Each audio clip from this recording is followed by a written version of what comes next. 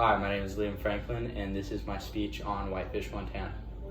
If someone were to come up to you and ask you, are you a risk taker? Would you convincingly be able to say yes? I believe that I would.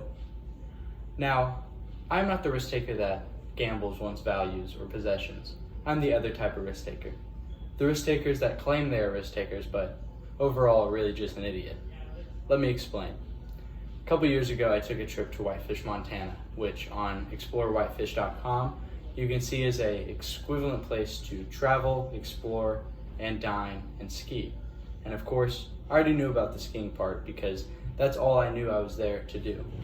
But I quickly learned how familiar and really welcoming the place felt to me. Whitefish had long roads. It had restaurants and bars where people sang songs and you saw the same people there every day. The people there liked one beer and one beer only, Pabst Blue Ribbon. This place reminded me so much of Texas, but with snow. The people were friendly, they made you feel welcome, and I felt really cozy at the time. Now, according to Google Maps, I was 2,000 miles away from my home. But at the same time, I felt more welcomed here than I did there. After long days of skiing, we'd go to the bars and we'd talk to a lot of the locals just like the locals did. We were becoming the locals. We listened to stories because people were willing to tell their stories. And when we were skiing and we'd meet someone on the lifts, we'd listen and they'd talk and talk and talk, and we'd continue to listen because we were so fascinated by what they had to say. These people in this kind of community was just like any small town I had experienced in Texas. Now, back to my question about would you be convincingly able to say that you're a risk taker?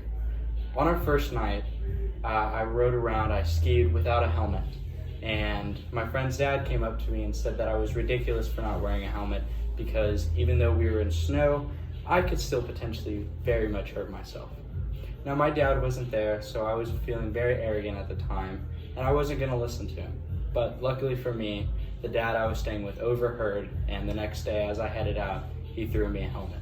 Now I'm in no position to get rid of this helmet, and I have to wear this helmet. And I hated it because it was heavy, and it was very uncomfortable to me while I was riding.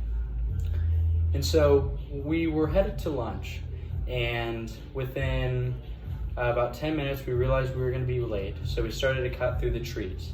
And as you're going really fast, going down these trees, it's very hard to kind of tell where you are and when to turn, especially when the snow is uneven. Some parts of the snow, your turns are very precise, and some parts they spin you around because you're digging too far because there is too much snow. So it's very difficult, especially at the rate of speed we were going out, but we managed because we were very experienced and skilled. Now, as I can see the exit, I realized all I have to do is make a quick left around the turn and then a hard right, and then I'm free, and then I can just zoom through the flats. But what I didn't see is on my last turn was a 4-foot drop that led me falling and hitting my head. I broke off the bonding to my ski and cracked the backside of the helmet because where I laid my head was a piece of boulder, or a large boulder that had been covered with snow. Because of this helmet, I was able to experience all the bright days and all the wonderful people in Whitefish, Montana. Because of this experience, I did not waste my trip, I did not waste my money, and my life was still forsaken to keep. Because of this helmet, I was able to enjoy all these people and the great time I had in Whitefish, Montana. But because of my arrogance, I might have not been able to realize how welcoming and how homey Whitefish, Montana is.